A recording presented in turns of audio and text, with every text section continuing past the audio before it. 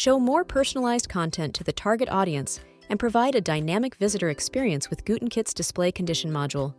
Set conditions according to who's visiting, when they're visiting, what page they're on, and even what browser or operating system they're using, along with their current or referring URL.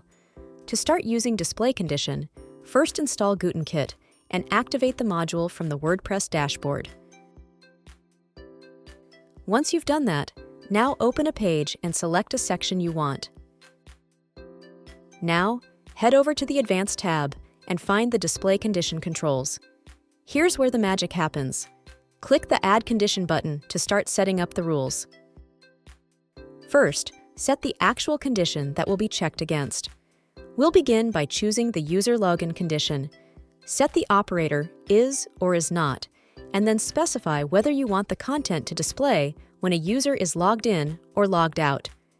Next up, add a condition for user role. Then set is operator and choose administrator as the user role. With this setting, only admins will be able to see the content.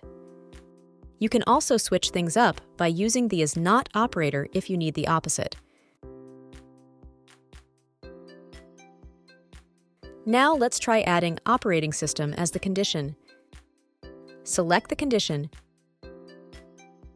choose is operator, and let's pick Mac as an example. This way, the section will only display for users on a Mac.